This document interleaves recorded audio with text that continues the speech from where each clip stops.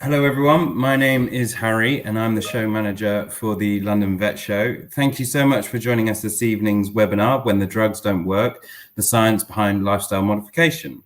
This evening's webinar is sponsored by PetsApp, who are on a mission to build better ways for veterinarians to engage with their customers, advocate for their patients, and ensure that veterinary care remains accessible through their all-in-one communications platform. They can help with their inpatient updates, payments, and appointment requests, and importantly for tonight, remote consultation opportunities for your team. Of course, if you'd like more information, get in touch with them by visiting their website, petsapp.com. Now, our speaker tonight will be well known to many of you. However, I'll try my best to introduce her. Hannah Capon is the winner of the 2020 Royal College of Veterinary Surgeons Impact Award, the 2019 SIVA Vet of the Year, and finalist of the 2019 Pet Plan Vet of the Year, and is a first opinion veterinary surgeon in the UK. I mean, she's recognised for her tireless work on canine arthritis management, or CAM, an online education and support service for owners of arthritic dogs and professionals that care for them. CAM has worked with numerous industry partners, but especially proud of their work with Hills Pet Foods, creating a 12-part webinar series that had over 1,300 sign-ups within the first 3 weeks of a release. So just a little bit of housekeeping before we begin. There is a dedicated time for questions at the end with our speaker, but you can ask your questions at any stage in the right-hand question box. We will be recording live and the video will be sent to you within 3 to 5 working days, and the CPD certificates will also be sent to you within this time frame. I hope you have a wonderful webinar, and over to you, Hannah. Hey guys, it's fantastic to be here. I absolutely love this topic. It is something that I feel all of us in first opinion practice can do so much for. So I'm going to crack straight on because we have got quite a lot to cover. So I'm just going to share my screen. So just bear with, and we should be good to go. Let's just check. Cool. So you should all see game changers in OA management with the wonderful Todd. He is there because he stands for Think of the Dog. And there tends to be a little bit of apathy for this disease. And Todd is my little lecture assistant to try and remind all of us that we need to put ourselves in the dog's shoes and go that little extra mile. So tonight, we're going to be talking about something you think, whoa, that's not what I was expecting. But I want to take you on a little journey of something that happened to me a few years back. Yes, this is a staircase, and there is a dog at the top of the staircase. I used to run a mobile service, so I'd work as a vet during the day, and then in the evenings and the weekends, I'd go to people's homes to be a vet, plus a therapist, plus a kind of life coach, and try and bring together their management plans. And one day, a lady said to me, I saw her struggling with her dog. Her little 15-year-old Westie was really, really struggling with the stairs in her house. And I said to her, I can see he is struggling with the stairs. Have you actually ever considered carrying him up? Because, he's likely to injure himself. And she honestly said to me, yeah, I know. He really does struggle, doesn't he? And he's actually fallen down the stairs a few times. But I was really worried what people would say if I carried him. And I was absolutely astounded that a lady in a home where no one was watching was concerned about what other people would think with how she managed her dog. And all it took was for me to say, I think that he would really benefit if you carried him up and down, and I really wouldn't worry what people thought. And she said, okay, brilliant, thank you. I feel better about that now. And I was quite shocked that I had to say something so simple. And it was such an easy conversation, and the impact it's going to have on that dog's life is profound. So don't underestimate those little statements.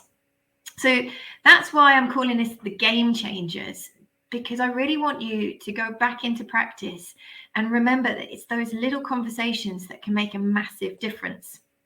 So tonight we're going to talk about 3 things that I feel that are really neglected. My absolute USP is adaptations of the home environment being essential to the optimal management of osteoarthritis. But I also really feel that we don't educate our owners well enough for such a chronic, massive welfare concern. And as just stated in that little example, I don't feel that we empower them either to be able to manage these cases effectively. So my name's Hannah. I really am nothing special. I'm just a vet. I'd love to say I was a specialist or an expert. I'm not. I just am lucky to be really passionate about this subject, and I hope I can impart this upon you. This is my dog Holly, she was just the flagship. She was a real instigator for what you see now.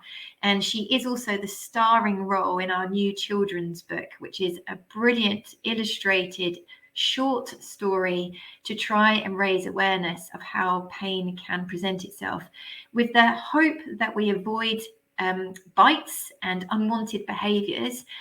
And hopefully that means that we will stop having to let go of dogs that families have lost trust with, or even worse, have chosen to euthanize because they no longer can trust that animal in their house with their family. So there's a book available and she's the starring role. On the right is my my new companion, Luna, which I hope many of you have already met through Cam. So as I say, this is Todd. He stands for Think of the Dog. A bit of a funny statement. He was originally called Food for the dog, FTD, and I thought, no way could anybody find offence in that. And I got an email after a lecture from a Scottish veterinary nurse who said, I think I'd change his name if I were you. It actually means vagina in Scottish slang. So he changed quickly to Todd, and he helps me try and capture you. I just want you to remember the stuff that I say, and I want you to take it back to work with you. So Canine Arthritis Management is a self-funded organisation that believes changing owner, vet and public perception of how to treat chronic pain in animals will lead to improved lives for owners and their animals. So we're going to crack straight on with adaptation of the home environment. It's part of a big plan. So this is called the expectation pyramid, and it's a guidance. It's a flow diagram. Starting on the lower left cube, we have to first identify this disease and ideally identify it early. We need to push through and get the correct diagnosis. Lameness, changes in behavior, changes in posture aren't pathognomic for osteoarthritis. There can be other underlying causes. We really need to manage our owner's expectation because this is a lifelong condition. It's a chronic disease and we cannot cure it. We need to make sure that they have a good working relationship with us, the veterinary professionals. We're there to support them and we want them to trust us. Pain control is central to everything that we do. If we don't get good pain control, we can't do anything else. Part of pain control is weight control and preventing further injury, which is what we're going to concentrate on tonight. Additional therapies called complementary therapies, now trending as integrative therapies, are definitely part of the multimodal management plan, as is dietary interventions and supplements. But something that we often forget is rebuilding that bond between that owner and that animal. If that owner was into agility and now the dog cannot perform, what are they going to do instead? If that owner always hiked up solid hills and mountains and the dog was no longer able, what are they going to do instead? We need to be thinking and offering solutions to maintain that bond, because then we'll have compliance and adherence to our treatment plans. So with regards to preventing further injury, I don't want you to just think about it as a physiological, mechanical protection. The environment has a huge impact on behavior as well. We know behavior and pain are very closely interlinked. So putting them in a treacherous, hazardous environment is going to add to that problem and add to anxiety, fear, and frustration. And we know that these are negative emotional states will mean that pain is likely perceived worse than it is. We can all relate to that. If you stub your toe and you've had a bad day, you're going to feel more pain. If you stub your toe having just won the lottery, you probably aren't going to care. So our emotional state has a massive impact on how we perceive pain. So the environment has an effect on behavior as well. So this is our motivation pyramid, and this is not a flow diagram of what has to be done in which order. It's not a runway.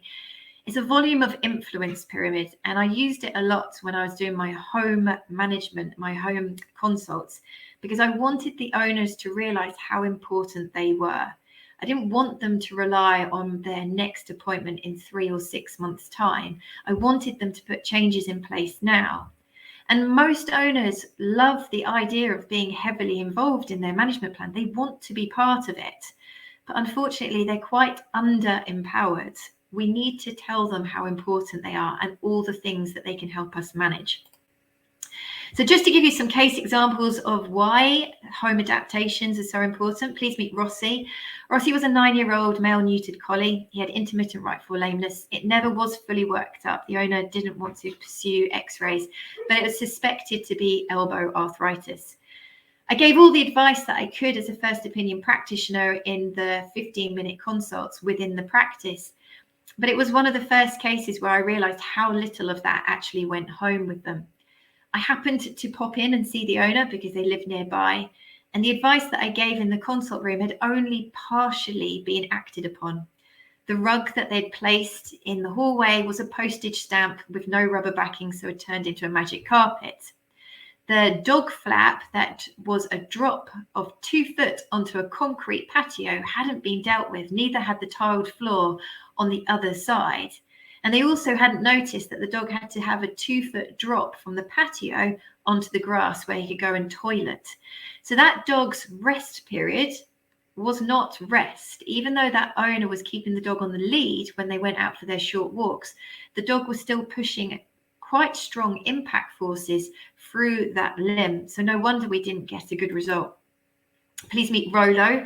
Rolo was a 14-and-a-half-year-old border collie with severe arthritis in multiple joints, plus was also very obese, so 8 out of 9 body condition score. Now this is him. He didn't really want to be part of the kitchen, and the owner assumed it was because the carpet was warm. It wasn't until we put rubber matting down in the kitchen did they realize that actually the dog had found the floor very treacherous and had chosen to alienate himself from the rest of the family rather than risk being on that floor.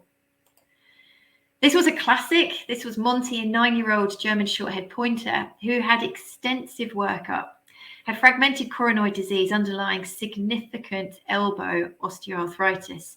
And the owner was very dedicated, having pursued surgical management with arthroscopy to remove the fragment and gone down the routes of physio, acupuncture, hydrotherapy, a variety of medications, but nothing was working. And she was en route to having an elbow replacement, which is a very, very high unsatisfactory rate. So it's not something you're going to take lightly. And being a bilateral disease, if it goes wrong, you haven't got much room to maneuver. You're not going to be amputating that leg if the other leg has osteoarthritis in the elbow too. So when I knocked on their door, because I have a home service, I was quite surprised to hear a 30-kilo dog descend 2 flights of stairs with a 180-degree bend in the middle onto a tiled floor with a wall straight in front of them. So all he could but do was twist as he landed. So there was no way in the world that those joints were ever giving a recovery period. And it didn't matter what you threw at them. If this was happening multiple times a day, it wasn't going to have a chance to heal and reduce the inflammatory response. These depict other things that I've seen. I was very lucky with my home service. So that dog, we'll just review it again. As you can see, he starts quite fast and he's really struggling at the end. Bilateral stifle OA, secondary to degenerative cruciate disease. One leg had been operated on, one hadn't. Both were grossly remodeled with very little flexion and extension left. So when you watch him go up these stairs, he can't actually flex and extend those knees. He has to circumduct them. He has no power in his back end. He pulls himself up. And he fell down those stairs a couple of times before they actually asked for further assistance. This is Bonnie. So Bonnie has lumbosacral disease, and she also had separation anxiety, which is closely interlinked with chronic pain. So she followed her owner around the house all the time, inseparable. And these circlings were her kind of coping mechanism. But this isn't something that you want to be doing to the lumbosacral junction, which is already inflamed, and the spinal nerves coming out of this region are being impinged, and the cauda equina is being impinged. So what we did is we put rugs down, we put a baby gate up, we removed all the resources from the kitchen so the dog didn't actually have to do it to this degree. And we started encouraging them to use the front door where those steps weren't, so the dog could access the property without having to do steps like this. But those cases really illustrate that we have to be aware of the environment that these dogs live in and why they might not be responding to the protocols that we're imparting in practice. Now, this is a classic, and this is a true story. Please meet Millie. Millie was a staffy that you couldn't touch. She was so painful. And when I went to do the house visit, I had to resign myself to just educating, imparting advice about the landscape, talking about medication, weight control. I couldn't touch her. But when you actually went to her house and you realized the environment that she lived in, you could understand why her pain state wasn't being controlled with pharmaceuticals. She had a penchant for pigeons. And if the pigeons landed on the lawn, she would fly through this house at high speed, skidding across the tiles, over the thresholds, across those rugs, straight into the glass doors. And I witnessed it. It was unbelievable. So she would slide across the floor and hit the glass. And the owners didn't see that as a problem, because why would you do something if it hurt you? Because they didn't understand that when she was in her heightened state, that overrode pain. And those pigeons were more important to her at that point. She didn't feel discomfort when she was in that state. She was never going to associate the pain that she was inflicting upon herself, because those neurochemicals took a long time to dissipate. And how was she ever going to associate the pain felt later in the day with the activity she'd done earlier? So what did we do? We put non-slip matting down. We put translucent glass on the lower of those doors so she can actually see the pigeons on the lawn. And within 3 weeks, I was able to start actually handling her. So lifestyle has a massive impact on their pain state. So why had I not realized? Well, I grew up in a pretty standard house. It's kind of obvious, isn't it? Sometimes you sit there thinking, am I teaching people to suck eggs? Well, that's how I feel anyway. We have time limits within the practice. You know, there's only so much that you can cover. I hadn't actually really seen the impact of changing the environment. The before and after videos really took my breath away of how much impact it can have. I didn't really understand OA. I won't lie. I think a lot of us have a very superficial understanding of osteoarthritis. It's very, very complex. And I hadn't witnessed it. My home service allowed me to witness things that you guys probably won't. So you're just going to have to trust me on this one. Another thing that I think hinders our ability and our time allowance to talk about lifestyle adaptation is we're taught like this. We're taught about the pain, where the pain comes from in a very, very pathophysiological way. We understand about inflamed synovium. We understand about the poor joint fluid. We understand about the osteophytes that are deposited around the joint margins. We understand about changes in the neural pathway at the dorsal horn. We're not taught like physiotherapists. They're taught very differently to us. And this is how their brain works. They think much more about the consequences of OA, and pain is only just one part of it. But they understand that actually having a chronic degenerative condition like osteoarthritis is going to affect how they use their body. It's going to change their body. So they're likely to offload the painful limb. They're likely to gain weight because they exercise less. Their range of motion of that joint will change. They're going to have mechanical dysfunction in the movement of that limb. Other areas of their body are going to have to accommodate and take on the load if they're choosing to weight shift away from a painful focus.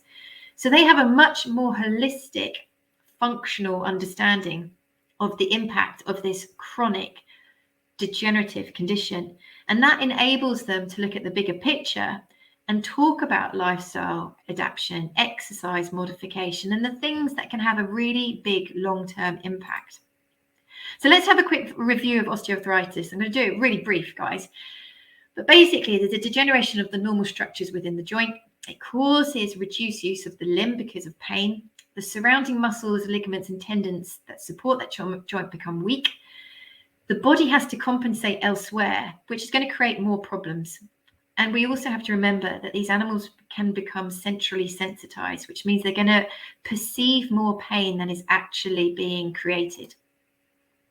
So let's just focus on that again. Things that you don't often hear about. Yes, you know about the joint changes that come over time, but we don't talk about the postural and functional shifts, where there's compensation into other areas of the body and how that can lead to overuse injuries and further pain. We don't often talk about the fact that that limb with the osteoarthritis in a joint is going to become weaker. It's going to become dysfunctional. It's going to have less ability to cope with what is asked of it. It is going to become vulnerable. And we also really don't talk enough about the dogs that become centrally sensitized, where normal sensations begin to be perceived as pain. So let's talk about postural and functional shifts. When we have a noxious stimuli, such as joint-related pain, we have a reflexive reduction in motion and load. So if my knee is painful, I have to really think about loading it because my body automatically goes, don't put weight for it, it's too sore. And my muscles will activate and splint and try and fix that joint in place because movement is painful. And I will naturally try and offload it, shifting my weight into other regions of my body. These postural adaptations, where you're weight shifting away from one of your four limbs, if you're a dog, is going to create spinal malalignments. And these joints, muscles, and vertebrae are going to be left in potentially stressful positions, not natural positions, and not for a long time. This is going to lead to some muscles being underworked and some muscles being overworked. Their balanced antagonistic pairs are going to be destabilized because we've got a different posture. And this is going to create imbalances in the length and the strength of these muscles. And joint stability relies on these muscles as well as the conformation of the joint. But I'm going to come back to that. This is going to lead to us having overworked muscles, and we're going to have underworked muscles. So now let's talk about muscle atrophy. Again, it's something that we see, we can feel, we can learn to know much more about, but it's often overlooked in first opinion practice because I think we're a bit underconfident about talking about it. We're not sure what it means. What happens if we flag up something that isn't really a problem? No, be brave. Okay, so let's talk about disuse atrophy in muscles. So what happens if we have sensory stimulation, a noxious sensory stimulation? We're going to get reflex inhibition of muscle contraction. And the things that can cause this reflexive inhibition of muscle contraction are pain, if the joint is immobilized or if there's an effusion within that joint. And this is out of our control. This is autonomic. This is reflexive. What we have to remember about muscle fiber types is that there's two main categories, type 1 and type 2. Type 1 are our postural stabilizers. They're there to be used consistently over a long time, but they're not able to go anaerobic. They're not able to do sudden bursts of power. Whereas our type 2s are our running muscles. They're able to suddenly work in an anaerobic way and in short transient bursts of energy. Now, disuse atrophy is going to affect type 1 muscle fiber types more than type 2. So these are our postural stabilizers. So if we have a dog that's not using its limb properly, the postural stabilizers are going to be the first to be affected. Now, looking at extensor muscle groups and flexor muscle groups, again, it's the extensor muscle groups that are more affected than the flexors when the limb is not being used. And again, these are our postural stabilizers. Think about your quads. Contracting your quads will extend your knee, which will give you postural stability. So what happens when they're not being used? You lose ground substance and collagen, and the cross-linking forms within these muscles, leaving them in a shortened state. And if they're shortened, they're not going to have strength, endurance. They're basically going to become dysfunctional. These muscles will become dysfunctional, and it takes a long time for them to recover, twice the time of the immobilization. Let's review central sensitization. Please don't forget this, because this is a real powerful motivator to say something. If you know that that dog that you just walked past in the waiting room dips if you go to touch him, avoids you, shows the whites of his eye, turns around, looks like what you've just done was the worst thing in the world and all you did was touch them, that should be sending you alarm bells. Could this dog be centrally sensitized? Are they allodynic? And allodynic means that normal sensations are now being perceived as pain. And that could be simple touch. So central sensitization occurs when there is a persistent stimulus, nociceptive stimulus from the periphery. Well, that's joint disease. It ain't going anywhere. It's with us. It's staying with us. So this is going to be persistently sending these nociceptive stimuli, these noxious stimuli to the brain. And over time, three major categories happen that will allow the higher centers, our central nervous system, to perceive more pain than is actually being created. One thing is what's called facilitation of the nociceptive impulses. And this is to do with the NMDA receptors. And that's why things like amantadine, memantine, ketamine have an effect in chronic pain. But the magnesium ion that sits in the channel pore becomes displaced. And it means that these channels are more open. So they're going to be more likely to create action potentials. We also get a release of substance P, tumor necrosis factor alpha, and prostaglandins that lower the threshold of these peripheral nociceptors. So they're more likely to fire. They're going to be more likely to send these stimulus up the peripheral nerves to the dorsal horn and up to the brain. But we also have increased postsynaptic responses. So at the dorsal horn, we're more likely to get information being sent up to the brain. Within the dorsal horn, which is like the spinal column's fuse box, where normally we're able to dampen down peripheral signals and say, that's not important, I don't need to know about that. No, that's not important. For example, I'm sat in a chair. If my dorsal horn wasn't working, the feeling of sitting in my chair, those forces going through my bum, could be perceived as important, and my brain really needs to know about it. Well, actually, the dorsal horn's there going, no, don't need to know about that. You've got other things to think about. In central sensitization, there is what they call increased crosstalk, where that fuse box, the wiring gets really mixed up, and signals that normally go up conveying temperature change or touch or vibration get confused, and they go up to the brain through a pain pathway. And that message, instead of it conveying touch, is now perceived as pain.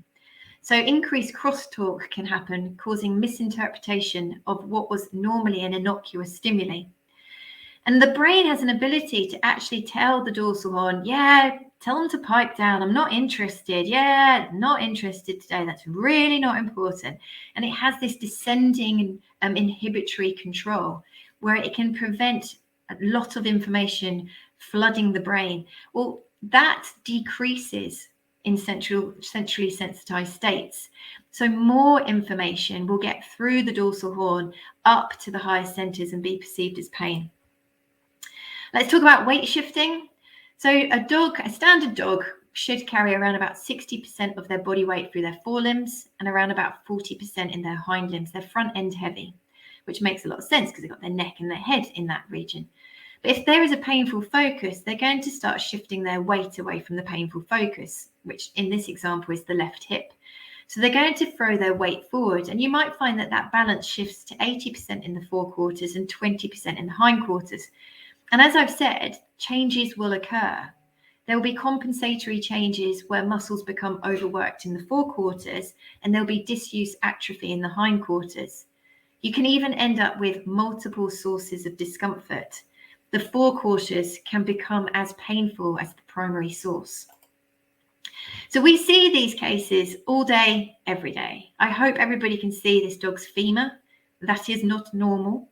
But this dog also has a bit of an abnormal posture. His hind limbs are cranially located. He looks to be offloading his right hind. There's a little bit of roaching of his lumbar spine. He's brought his forelimbs back so that he is shifting weight onto his forequarters. He's bringing his forelimbs back.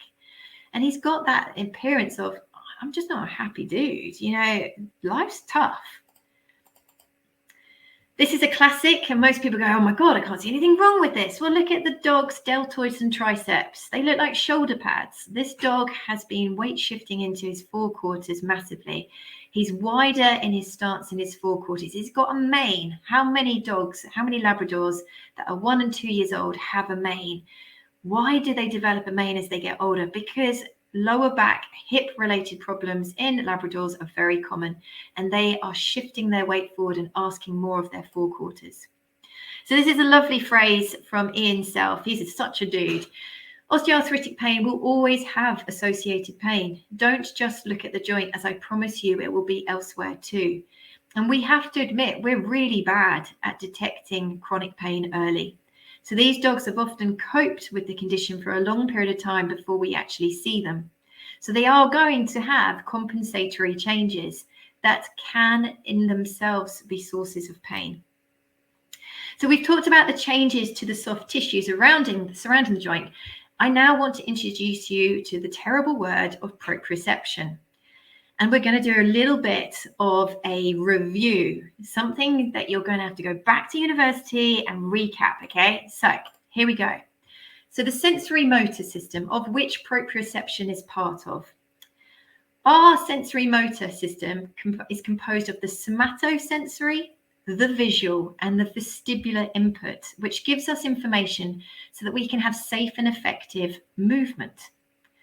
Our motor responses, our mobility, our movement patterns are a result of continually supplied feedback, i.e. response to stimuli, and intermittently supplied feed forward, anticipation of stimuli. And let me just explain that. If I was to kick you in the knee, within milliseconds, this will have happened. Your mechanoreceptors would have detected the stimuli, my kick. A neural transmission would have taken place. It would have gone up to your central nervous system and it would be integrated with many other signals from the body. The brain will have algorithmed it and created an efferent signal going back down, causing muscle activation, which creates a force which provides joint stability to counteract my instability inducing kick. So all of that happens without us really thinking about it at all. And it ensures that we have the ability to endure these environmental forces. But if I was to then look like I was going to kick you again, you're thinking, no, you're not, and your muscles will tense in preparation. So that's an illustration of feedback and feed forward. Let's talk about joint stability, because joint stability is really, really important when trying to manage arthritic pain. We want joints to feel stable. We do not want unwanted joint movement. And I'm not talking just about flexion and extension. Joints are moving in little micro movements in many, many different directions, as well as doing the gross movements of flexion and extension. But we want these joints to be stable because unwanted micro and macro movements can really aggravate the inflammatory condition within. So joint stability is maintained by static joint stability, which is through the ligaments, the joint capsule, the cartilage, and the bony geometry of the joint. However, there's also what's called dynamic joint stability, and that is to do with that feed forward and feedback neuromotor control of the surrounding muscles. So through us having that ability to react and preempt, that stabilizes those joints. So joints aren't just about the joint conformation, it's about the whole structure around it. So now let's talk about these somatosensory receptors that are part of this system. We can have exteroreceptive, which convey information about the surrounding environment. We have interoreceptive, which is information about the body's internal state.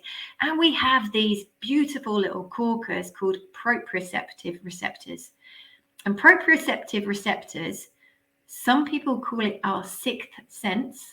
So we have our five senses, and proprioception of knowing where our body is in space and time is our sixth sense.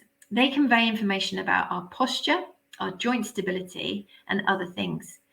Now, these somatosensory receptors can be mechanoreceptors, thermoreceptors, or nociceptors.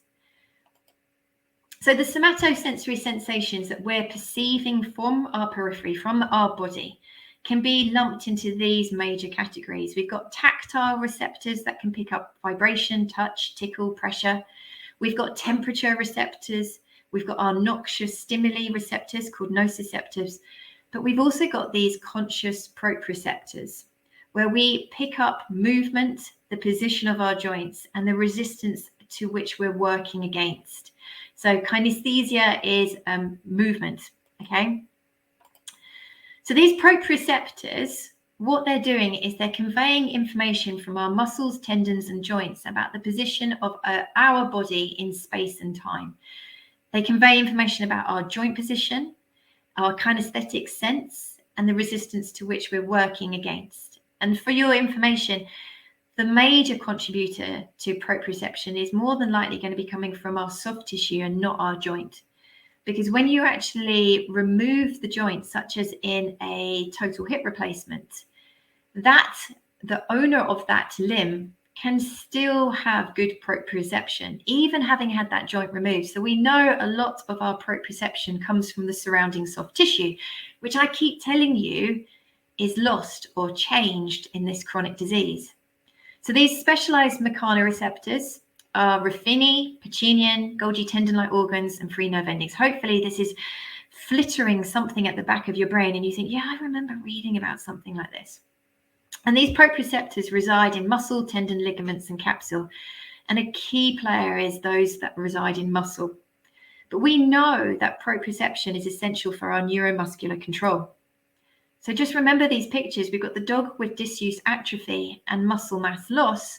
And we've got the dog that has got muscle gain in the forequarters, so shortened, contracted, and possibly painful muscles. So proprioception. We know that we need to have it to have safe movement, and proprioceptive capabilities are reduced with muscle mass loss or muscle dysfunction. We lose the ability to perceive movement. We lose the ability to assess our joint position and to understand what we're working against, the forces that are against our body. And if we have a lack of awareness, we are more likely to trip, fall, have lack of foot traction. We're going to have reduced dynamic joint stability. We are more likely to struggle. We are going to be vulnerable. We are going to have lack of function. And this is really demonstrated well in this flow diagram from the Bark Canine Rehab Group. And they even go as far to say, if we have poor proprioception, we're more likely to develop osteoarthritis. Because if we haven't got good proprioception, we're more likely to have trauma. And we're more likely to have joint instability, and joint instability will lead to osteoarthritis. So proprioception and OA work very hand in hand. If we have pain, we have lack of use, which leads to dysfunction. That's going to create more pain, more lack of use, more dysfunction. This is a negative cycle. And it's something that we need to be really conscious of, because it's actually a free of charge intervention that can have a massive impact on case progression and the success of your other interventions, such as pharmaceuticals. This is really well illustrated by this dog here. Little old lady, almost looks like she's drunk. Not 100% sure where those feet are. Got a wobble on. Oh, yeah. Oh, not sure. This is classic. We see this all the time. This dog is really prone to having a trip, stumble, fall, or injury, and that's going to upset the soft tissue, that's going to inflame the joint, and it is going to make the osteoarthritic condition worse. And we need to really be cognizant that a patient that falls regularly is going to be the one that's going to progress quicker. So let's challenge ourselves. Are we doing enough? And having lived in Eastbourne, which I hope I don't offend anybody, it seems to be a place where a lot of people go to die. There are lots of mobility shops there where people, as they age, as they develop disability, start looking at how to adapt their lifestyle to make them more comfortable and to slow the progression of the disease and minimize catastrophic events. So the Home Fast tool is a well-established, well-respected tool in human medicine, and it was made by the British Association of Occupational Therapists, Chartered Society of Physiotherapists, and the Royal College of Nursing. And basically, joint protection is there to try and minimize the progression of the condition and control the clinical signs. Components to a joint protection program, such as in the Home Fast tool, is trying to encourage people to use proper joint mechanics, proper joint alignment. So have good posture, good movement patterns. Make sure that you adapt your lifestyle to suit. Use assisted devices if needed, and modify your local environment. So joint protection has been found to have a massive impact on musculoskeletal pain in humans. And what we should do, in my opinion, is learn from this. It is an intervention with no side effects and often very little cost. This is how we win our clients back. This is how we change people's perception of veterinary healthcare. We're teaching them how to take control. We're empowering them to manage their cases, and we're giving them interventions that don't cost. So this is joint protection in our language. Ignore the size of the dog. That's a project. But this simple ramp, that's joint protection. This harness is joint protection. And just let your heart melt, because as the dog turns towards the sea, he's having the best day. You know, he steps, the tail wags, the ears flap. That dog is in a happy brain state. And if you're in a happy brain state, your perception of pain should be less.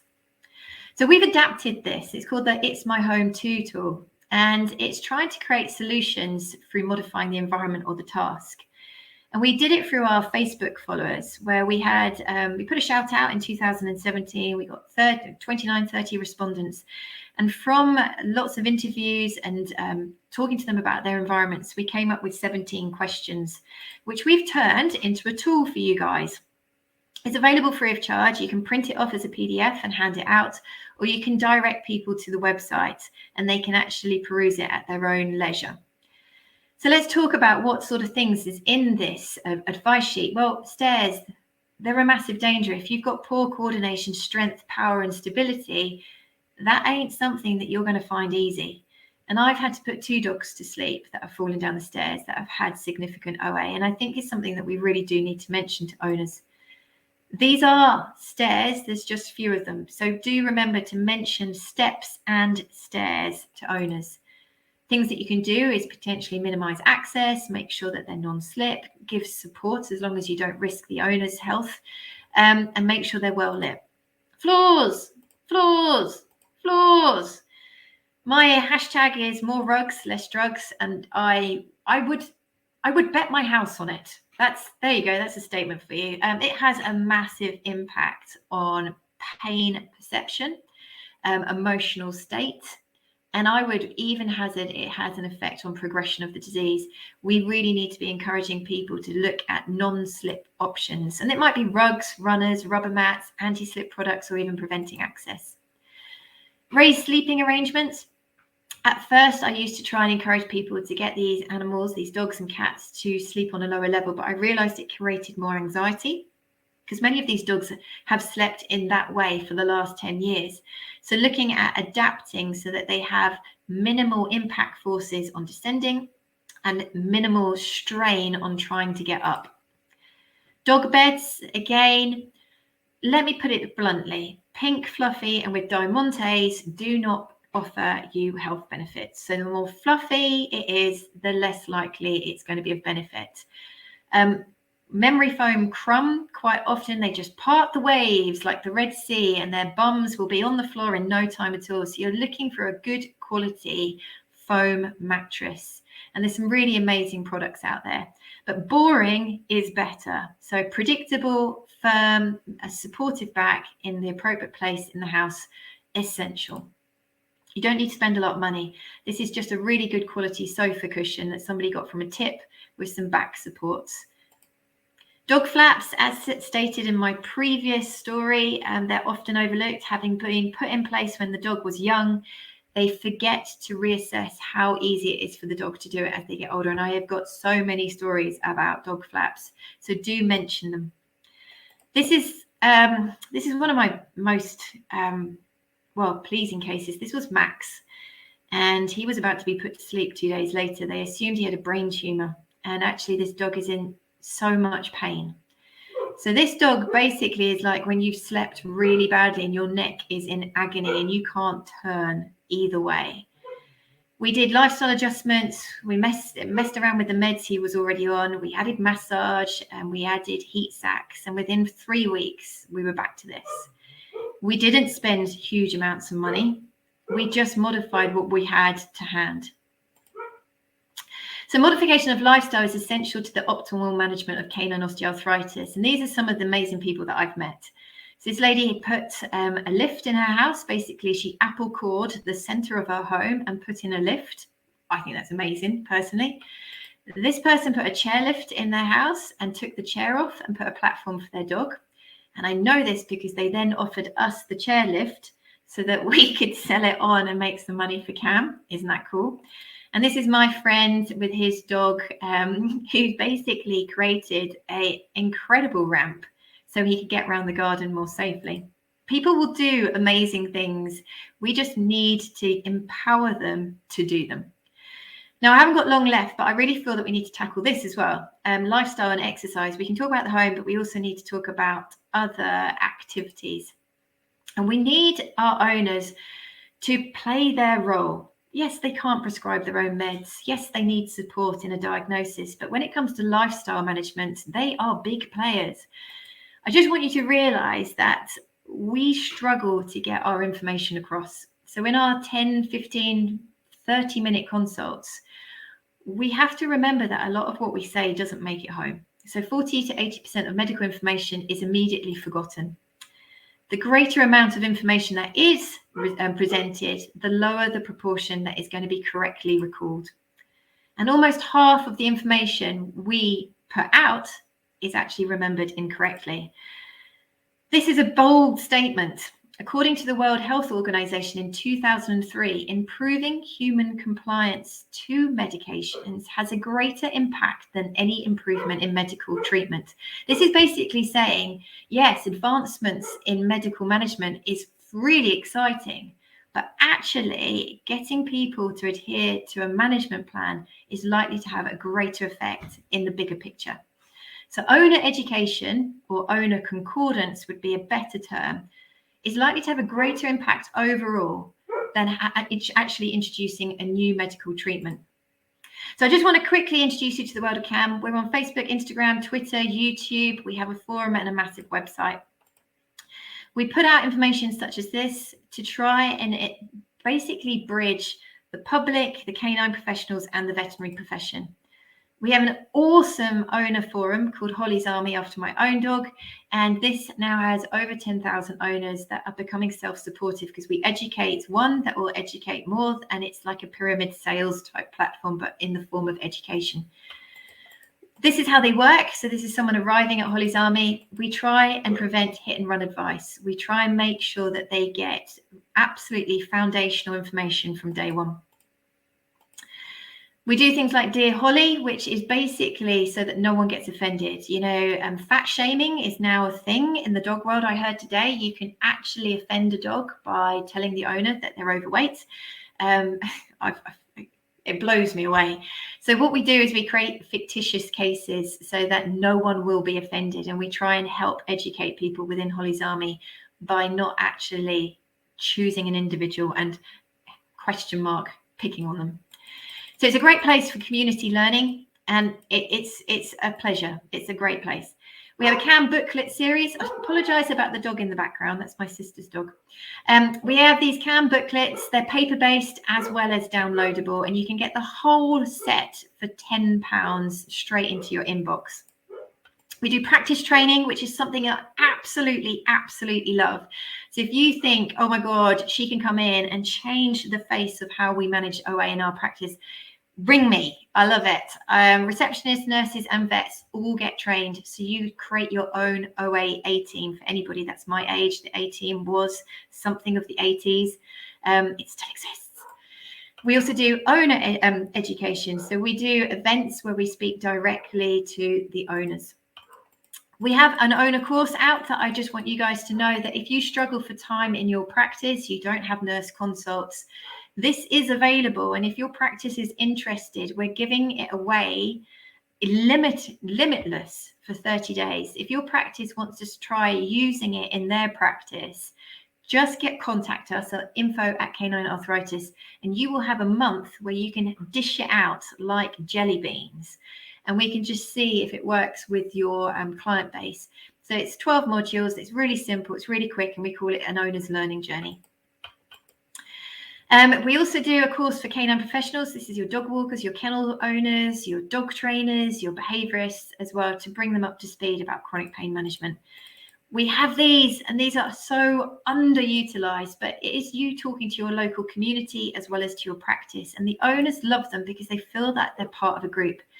Owners managing long-term chronic disease, especially pain-related, feel vulnerable. They feel alone. And these make them feel that they're part of a club. So they are available from the CAM shop, and you can stock them in your practice too. So CAM really does believe that owners are major stakeholders in managing this disease, and we need to be giving them the tools, and they have a big role to play, because looking at this is our multimodal management diagram. The blue triangles are what the vet does, but the green is what the owner does. And this is really, really important. Lifestyle changes, observing and tailoring the management plan, and rebuilding an appropriate lifestyle. I do apologize about the dogs. It's all kicking off here. So now let's just really quickly touch upon this phrase that it kind of irritates me, if I'm honest. And I've said it for 19 years. All of us vets and nurses instruct our owners with dogs that have osteoarthritis to do little and often exercise. But what does that actually mean? And to be honest, it's not very helpful. So I just want to try and introduce you to a new concept. I want you to think about it in the form of proactive, reactive, and reflective. So the PRR approach to conscious exercise. Now, it sounds complex, but it really, really isn't. So let's run through it. Proactive. We have to remember that the myriad of presentations for osteoarthritis is wide. We can have a dog that's diagnosed really late, and they're going to have significant functional immobility.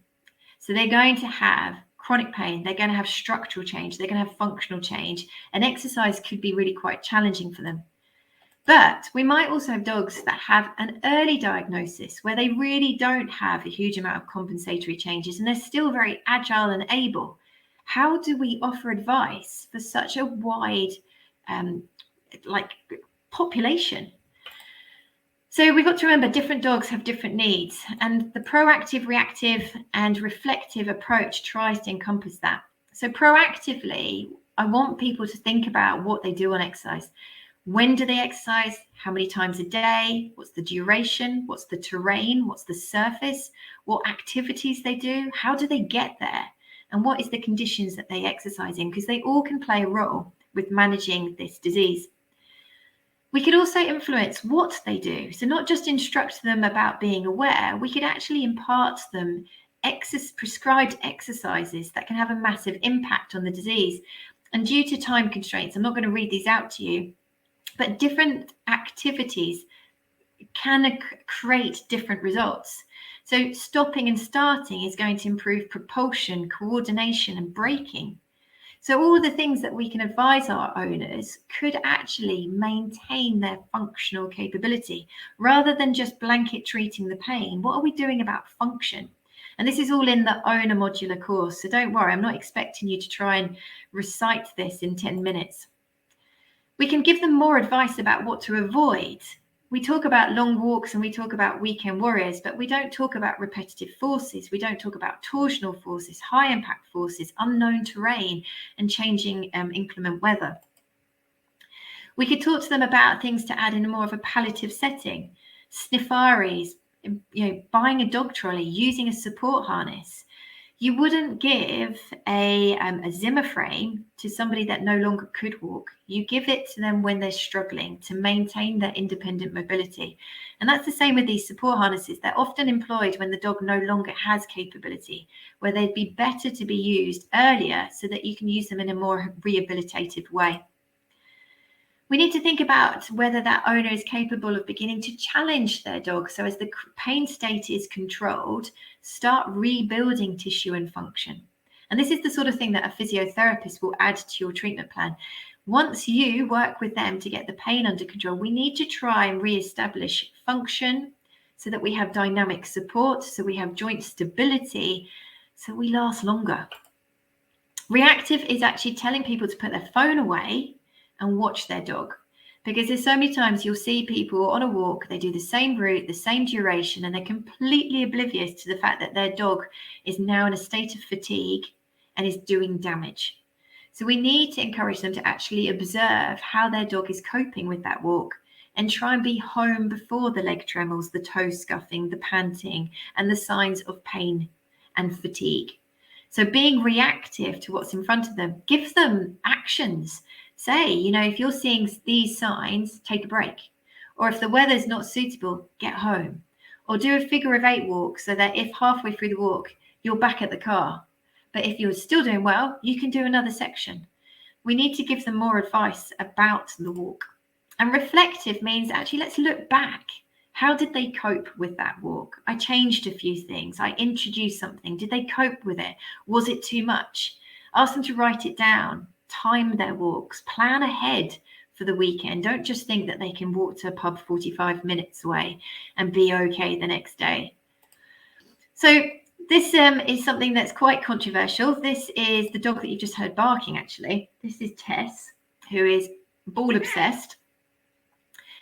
And I've just put these videos in because I want people to be really aware that owners find it hard to understand that a dog would continue this activity even if in pain. Well, Tess is actually lame. And about 3 months after these were filmed, she collapsed with cervical disc disease. And the surgeon in charge of the case couldn't believe what a mess her cervical spinal column was. Can you see the lameness? That's nerve root signature.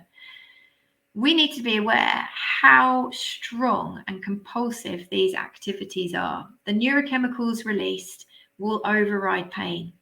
And only once they dissipate 6 to 24 hours later, are you going to actually see a dog go, oh, I'm really quite sore now? They're never going to associate the activity with the resultant pain.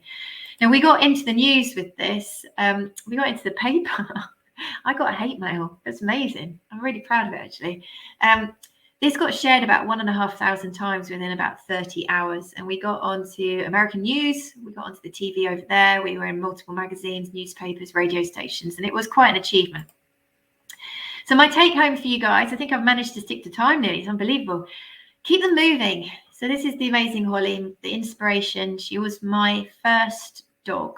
Like, we'd had family Labradors throughout my childhood, but the dog that I chose made it to the ripe old age of just coming on 16, even though she had a hepatocellular carcinoma in her liver and she had 2/3 of her liver reduced. Unfortunately, it was lumbosacral disease that finally got her. So thanks, Holly, for inspiring me. But please keep them moving. You've got a big Barker bed in the background. I've got a tractional floor. She's wearing a harness for support, and I kept her busy so she was up and using, because if you don't use it, you're going to lose it. And you can do beautiful things with them. So this is just a little box where I've hidden kibble wrapped up in newspaper, but she's standing, she's leaning, she's weight shifting, she's distracted. And there's the lovely little Luna when she was cute. It's not hard and it's not expensive, and you can build an amazing rapport with your owners. So do look at the small stuff, because it can have a massive impact. So thanks for listening. I can't believe I've stuck to time. It's unheard of. I'm going to stop sharing, and I'm here for your questions and answers. Thank you so much, Hannah. That was a really, really amazing and engaging webinar. So thank you for that. I think one of the things that we're always so fascinated with your content and at CAM's content is the promotion of a collaborative approach on chronic pain management. I mean, one kind of question, running a little bit short on time, but one thing that I think a lot of people would be interested in is, with that, what do you feel is the kind of the most underused intervention when looking at treating chronic pain? It has to be the home environment. And I think the vet profession at the moment, we're under fire. It's almost like the public have a bit of a bipolar relationship with us. 1 minute we're loved and then we're hated in a breath. And a lot of that is driven by finances. And a lot of people find the veterinary professional fees quite expensive. This is a game-changing intervention which doesn't cost. And I think it really wins owners back. And the people that do employ this multimodal approach build superb relationships with their clients, and these clients become easier to manage. The dogs are happier, the clients are happier, the staff are happier. So please don't overlook what we've been talking about tonight. And if you struggle to include it in your consultations, you've got the website, you've got the household hazard book, you've got the owner course, you've got the Facebook lives that we do. There is so many resources. You don't need to do this on your own. Don't struggle, delegate. Oh, you're muted. I was going so well, I almost went the whole way without. But thank you so much, Hannah. Really, really interesting, and it's a subject very close to London Vet Show's heart. So thank you for your time this evening. Also, thank you to PetSap for bringing this webinar to us this evening. They will be sending out the recording to all of the people who have attended, and the CPD certificates will also be sent out. There will be their contact details there if there are any further questions that we didn't have time to pick up on this evening. But thank you all very much, and we hopefully look forward to seeing you all at London Vet Show in November. And yeah, thank you very much for a wonderful evening. Thank you, guys.